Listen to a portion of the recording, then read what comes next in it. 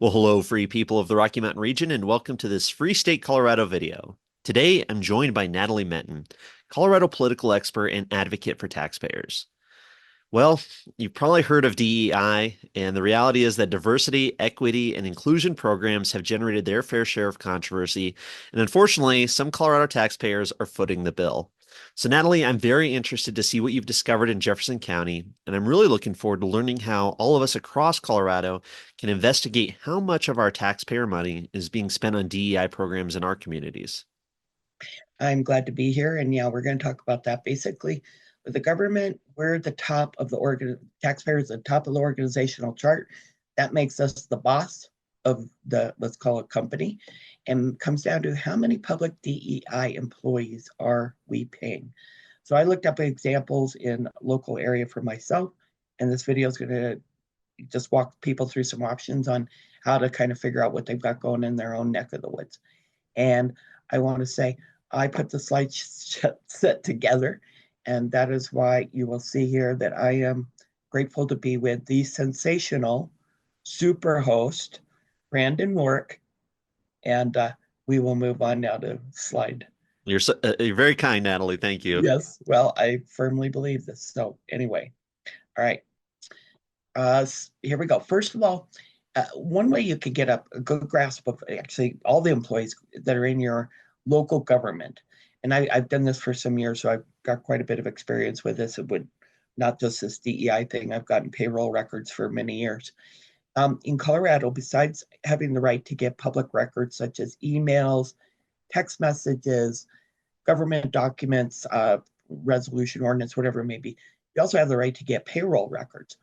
So for years, I have actually retrieved payroll records in certain districts pretty consistently, such as the school district.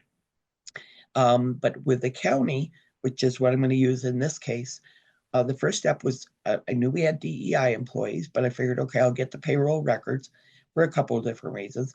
But one, that gives me a quick, easy listing of all of the public employees within Jefferson County, in this example, who are part of the diversity, equity, inclusion program. DEI, sometimes they'll call it EDI, go both ways, same basic thing. What I wanted to point out in this slide is that we have these right to request these records under CORA, Colorado Open Records Act, and they may try to charge you for a spreadsheet of this material because that's going to be the best format to get it. But keep in mind, we pay public information officers money. And that is one of the things you're going to see, again, also in the payroll records, how many public information officers you've got. So if you go to do this request and they tell you that it's some outrageous type of money, like $200-300 or something like that, or even more. I know some districts have said a couple $1,000. I would not do that without, I wouldn't pay anything without giving a gripe. This is all payroll information. It should not be anything to extract it from their system with the layout that I'm going to give you. And here, this next slide, and I'm sorry, I'm going to go back one, just because I want to point this out, because it really kind of irks me. We've got public information officers, let's say in Jeffco, in almost every different major department. They are sitting there pumping out basically government patches on the back, and government does this, government does that. We are so good. Come to this. Instead of focusing on the core tasks, and if you've got a public information officer, I would think a public records request would be part of their job description. So I'm a little irked about that because I can continue to see it more and more. The government employees are paid to just basically pat themselves and the agency on the back instead of actually producing something such as like roads or something like that. So next slide here is going to give you, I keep forgetting where to focus it, give you the basic layout if you're going to do a payroll records request. Again, the purpose of this one is we're checking on how many DEI employees we're paying. So the typical format I've used over the many years that I've done this has basic layout, which is listed here in items 1 through 7. And this is basically something you just type, copy and paste if you had a text version of it. I keep a file on record just so I can easily get to it and I don't have to type it again each time I do it. that I'm requesting. In this case, it was from the state of Colorado, a CSV or text delimited file. Some people may not be familiar with those terms. That's basically a spreadsheet. And you want it in separate columns. First name in one column, last name, second column, date of hire, job title, annual salary or hourly wage, the department, and then a division.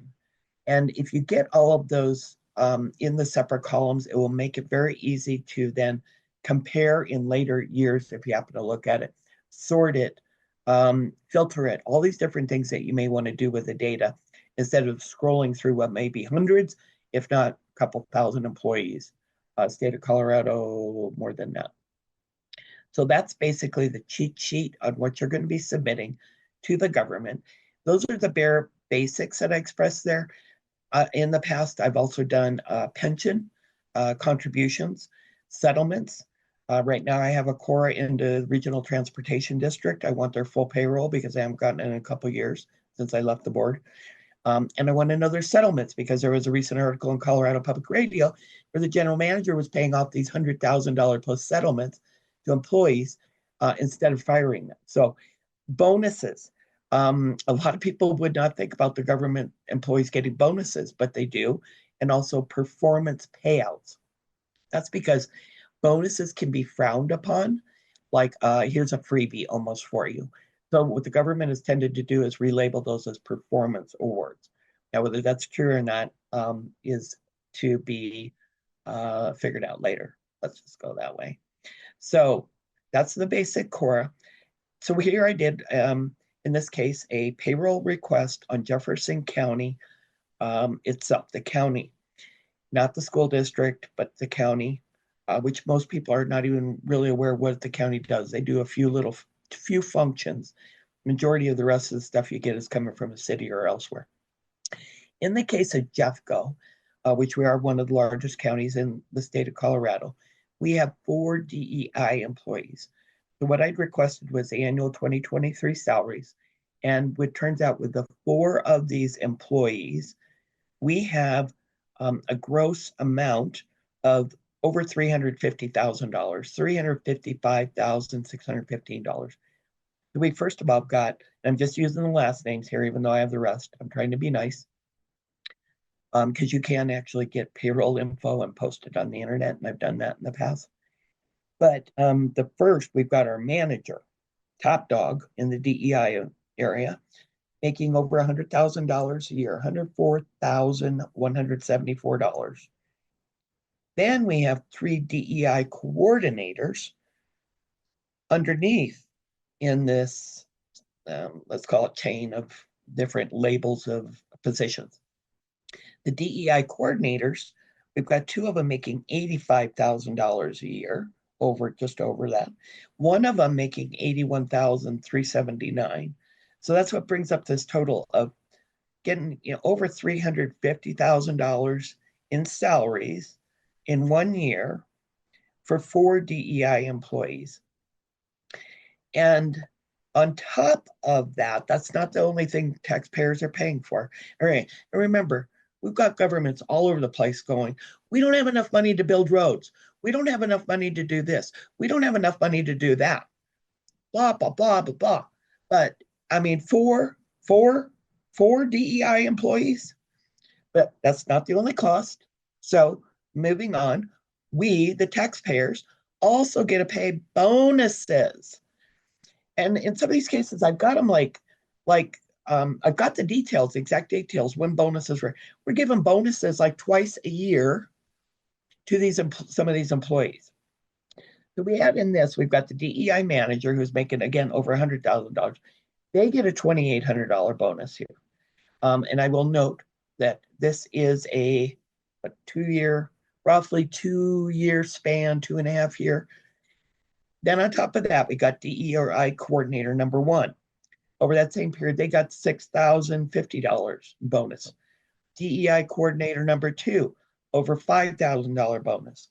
And somehow DEI coordinator number 3 only got $500. So what do we say about that, huh? So doesn't sound like a lot of equity there. I'll leave it at that. Yeah. So and that's year 2023. So I've got to do it. This is the thing with payroll is you're going to have to do it about once a year, and you just get used to it. Train your local government. Hey, guess what? It's January, end of January. I want to know what everybody was paid and send it in a spreadsheet. Don't give me any crap about charging me for it because you already have this in a program and you can export it to a CSV text file, which has been used for decades. So with that, I wasn't going to be doing another submission on them because I hear now that the ballot issue passed. There may have been some, let's just call, well, I'll be very interested to see what the bonuses have been issued between election day and here the end of the year. We'll see. And I'm pretty sure I'll be putting that up on the internet. Full details, probably. So next, in these salaries and the bonuses I've talked about, don't include benefits. So benefits, typical rule of thumb in government payroll is you take the salary or the hourly, and for benefits you add in, let's say 30% is probably the higher end, maybe 25%. There's a lot of things that maybe don't get detailed out that are a benefit, but really don't show up on the, let's say, on the balance sheet. So these figures I've talked about, we need to add on, except for well, not in the bonuses, but the base salary, another 30%. So when you look and add up these different figures, you are getting near to $500,000 on 4 employees for DEI. And it makes you wonder, like, what are they doing? I mean, and I've got a video that I'm going to play, which I think will kind of maybe answer the question a little bit, that we, the taxpayers, are not the only ones confused about what DEI employees are doing. So here's Jefferson County very recently having a discussion with a DEI employee. Sits here on the right, the one earning over $100,000 a year. And on the left side, we've got a employee staff member and our county commissioner, Andy Kerr. We'll talk about that in a second. But what'll start here is County Commissioner Tracy Kraft-Tharp expressing to the DEI employee what her thoughts are about what they should be focusing on for year 2025. Keep in mind, Tracy was elected 4 years ago. And this is her comments here, hopefully. Come back. So Marika, I just want to say, when I ran for commissioner 4 years ago, 5 years ago, one of the things I ran on was that we would put together a diversity, equity, inclusion task force to look at policies. So now I'm looking at 5 years later. Yeah. So basically, here we've been spending almost $500,000 a year for a couple years, and a county commissioner is basically starting with look at the policies the county has, revise or provide suggestions on what we can do with equity and inclusion. And the employees are not even producing for what the county commissioner asked for. Now, I want to say that, number one, I am not advocating for this, but the irony is that we've got a county commissioner who helped institute this program, doesn't even get what they're asking for. And I got to ask, what is the solution? I mean, Tracy Kraft-Tharp's going away. Is this, first of all, priority? Tracy Kraft-Tharp wanted simple policies done. And leading up into that video that I just played was Andy Kerr, in his response to the DEI staff, what should we do in 2025? His response was, well, I heard from people that we fell short, the county fell short on Pride festivities this year. And I'm going to thinking to myself, when I go to the grocery store or I'm in a neighborhood group or I'm talking to, people in the neighborhood as to what they think the government should be doing more of in 2025, it's about the cost of living. It is about utility bills. It is about the roads, a variety of different things that the government is regulating, either control of or whatever it may be. I do not hear people saying, we didn't have enough Pride festivities in year 2024. That is not something I hear standing in the grocery line. I hear people talking about how they can't even fill their grocery basket. Yet we have a county spending almost $500,000 on 4 employees, and we don't even know what they produce. And yet they're asking the county commissioners, what extra things do you want us to do? And we got a commissioner go, well, let's just take on these new things. So, okay, I spent too much time on that, but it goes back to, a tremendous amount of money. Here's another example. The election department just sent out their end of year review, which frankly, I just want to scream every time I see one of the letters from the county clerk.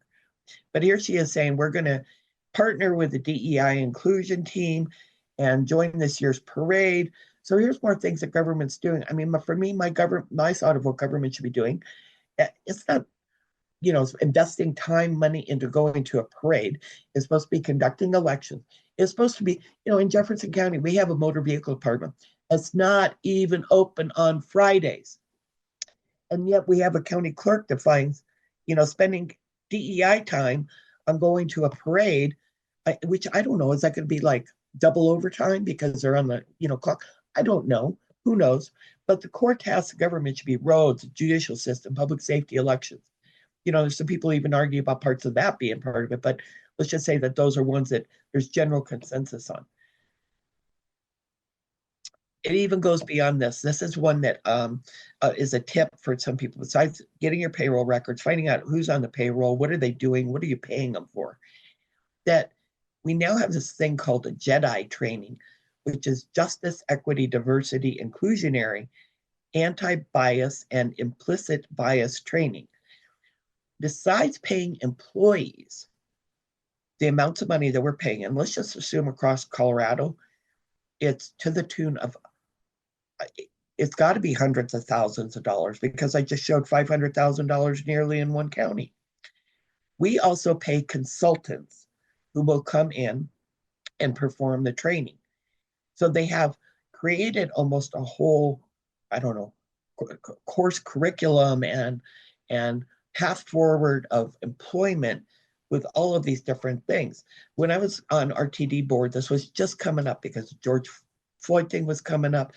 There was a board director on the RTD district who wanted us to pass a rule that all board directors had to go through JEDI training. And it was just being talked about when I was leaving the board. But it's like, are you kidding me? There's no way that you're going to make me go and take this training. And that was Chantel Lewis from Denver City. She moved on to Denver City Council. So many people know her from Denver City Council, but she was on the RTD board with me.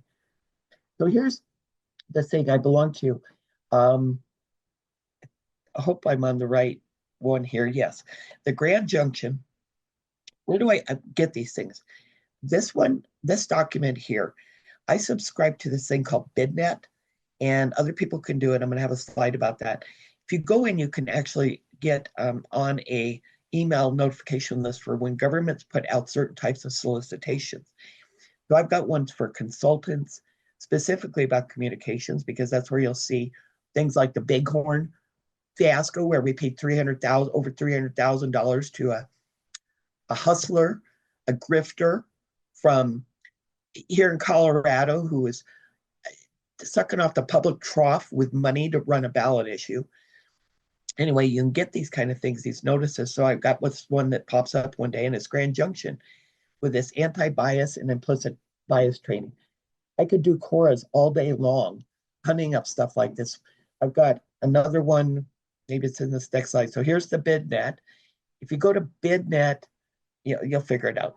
You can sign up for free and get this notices. You don't have to pay. If you want some of the more detailed functions, then there's a cost to it.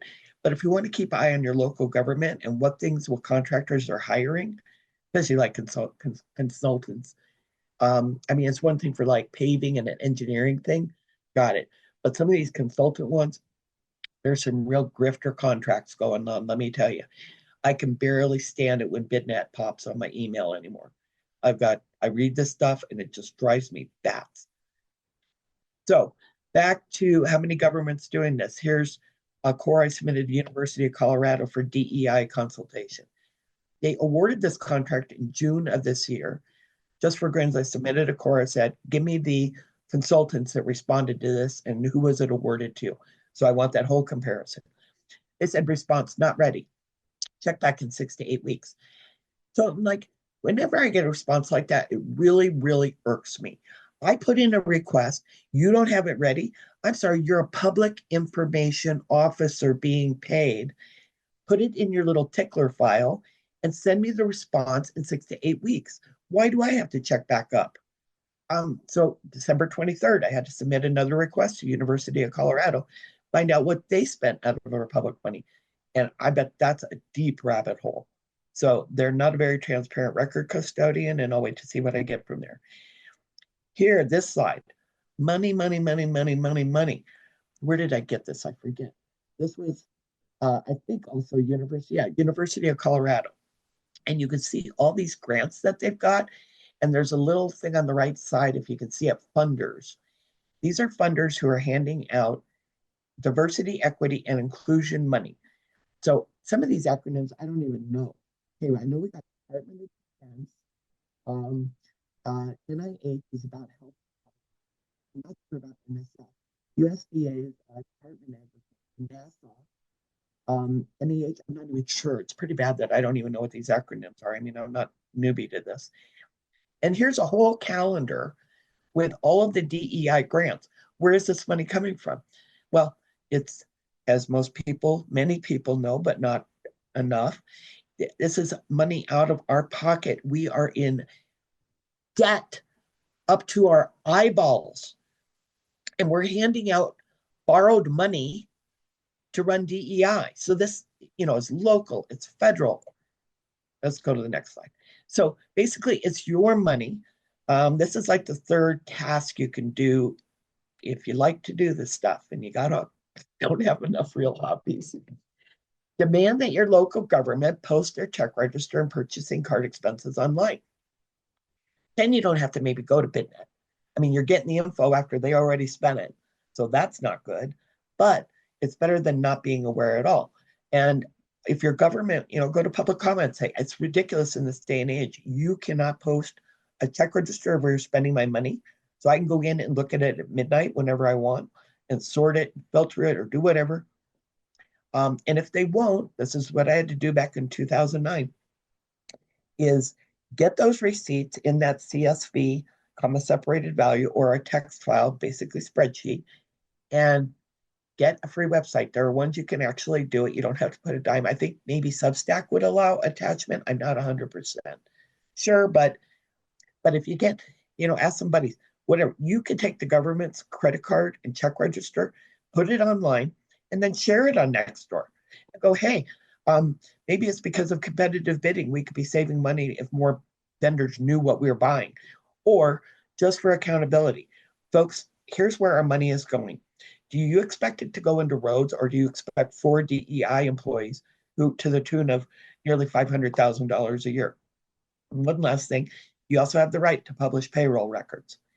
Some people may want to choose to just use the last name, not give like full first and full name, but these are records.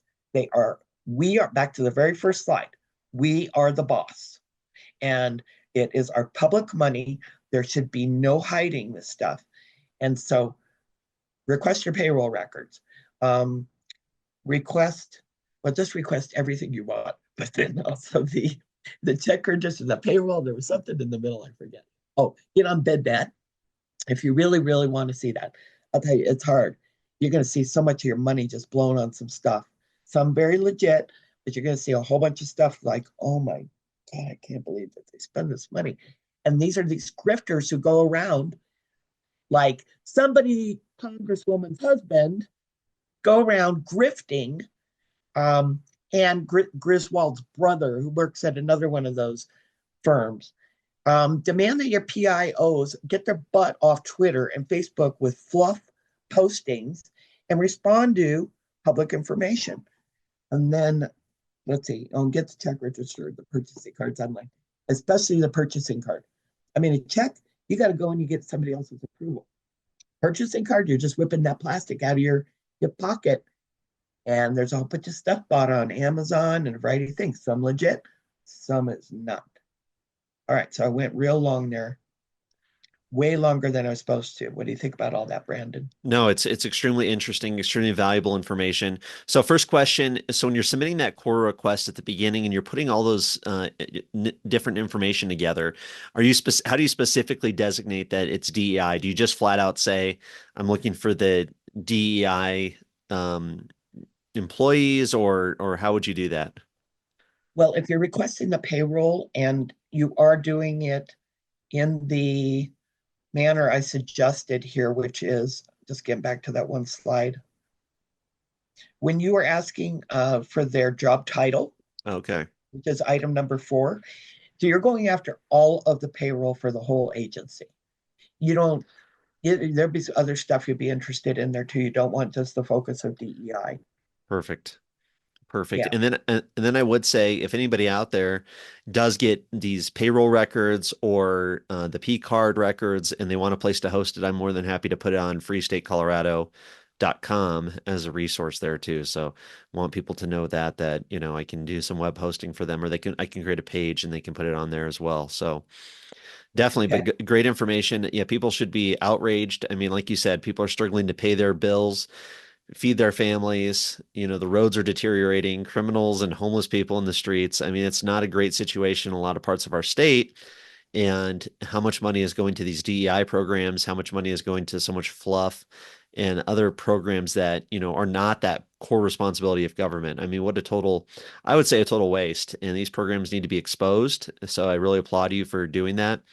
Because that's some of the questions you get when I sat down with my city councilor talking about ending the food tax here in Greeley, and he goes, "Well, tell me where to cut the money. Tell me where you'd cut it from." He goes, "Because we need some sort of solution here." And so this is a great first step to see where is some of this spending. Now, it's just one piece of the puzzle, but it is an important one, and especially I think with what's going on nationally, the DEI programs can get greater scrutiny than they have been these past several years for sure. Yeah. And I got to not laugh, but grin, because when you talked about Greeley and the comment, well, where's the money come from? What started me on this whole transparency, getting the check registers, if you remember, I said it was back in like 2009, was because we had just forced the repeal of the grocery tax in Lakewood. And I knew they were going to come back and go, we don't have any money. We don't have any money. Now we need another tax increase. I was like, don't even wait for that. Go right on the offense and go, I want the check registers. And back in the old days, I wasn't as slick as I am now. So it was stacks of paper copies, and I would take them a check, pay for the stuff, 25 cents a copy, go through. It was nightmare. So that the CSV and the text file is definitely the best option, especially if you're going to host it. And that's great that you would host it. And I will too once I revamp my site, but God only knows when that will happen. So they better go with you. Well, awesome, Natalie. No, this is valuable stuff. I think, people really need to use Cora, use our open record X laws, really understand them, and be your own advocate, be an advocate in your community. I think people across the state are looking for leaders. They're looking for people to stand up, to speak out, to be a voice, for all these people who are just struggling working families and against this waste of government and trying to stand up for taxpayers. We need that more than ever. So this is a great avenue for somebody maybe who wants to become a candidate for office in the future or wants to be more politically involved. This is a great step to get started on that journey and start exposing some of this spending, and then become a leader in your community. This is a great way to do it.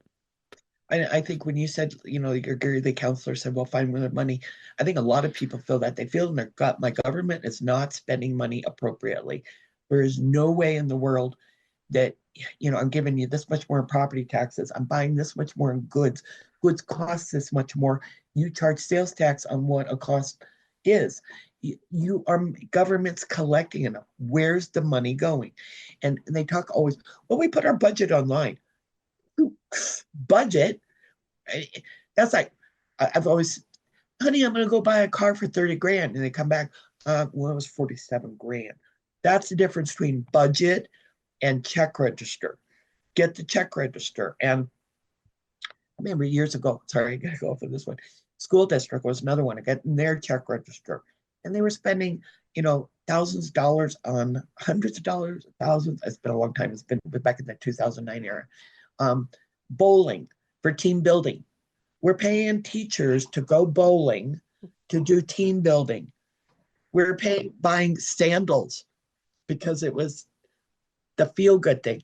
So when teachers, say, well, I can't afford pencils, the students don't have, they don't have no. Well, get the check register and just verify some of these things before you just take it, No, that's huge. So Love it. Love it. Transparency is more important than ever. And that's really how we're going to turn things around, I think, in Colorado is more transparency and shining a light on these things. Because for so long, the politicians, the media's got their back, providing cover for them, and the politicians just go along and say, "Oh yeah, we're out of money, we're spending it wisely, blah blah blah," and then we just give us some more, give us more money out of your paycheck. I know maybe you're struggling, just sign up for a government assistance program, but give us the money first, and then, so it's so important for and we'll citizens pick the winners and losers. Right, Right. exactly. But yeah, Yeah. fight for transparency. That's going to be key because once people in your community realize what's going on and they realize where all this money is, it's a great way to start that conversation about changing that leadership, changing the political team that's in charge, for lack of a better word, changing out some of these representatives and affecting some change. So, I mean, information is power. And so often these politicians, the consultants, the media, everybody, they know that. They know that information is power, and it's time that this information gets to the public. Yeah, and just with saying with check registers, this is the time to say it. When we were also fighting back in that 2009, 2010, trying to force all school districts to put their check registers online, we were very successful at that. Also getting the state of Colorado to put its check register online. That can be found at the Transparency Online project called TOPS. And myself, I was working with Amy Oliver down at Independence Institute, and we got these bills through. So with that, that's an important tool that we should be using. As I'm glad to mention this. Once we get these check registers on, people then use them, because if not, then the government turns around like RTD is trying to do right now. I just heard it in a meeting a couple of weeks ago. Nobody's using that check register. We don't need to be posting that stuff online. I've heard, I don't know how many times over the last 2-3 months, state of Colorado's got $1 billion deficit. $1 billion deficit. I've heard it over and over and over. They're laying the groundwork because right now we're getting about $1 billion of our TABOR refund back. That's what they're laying the groundwork for. So go to the Transparency Online project.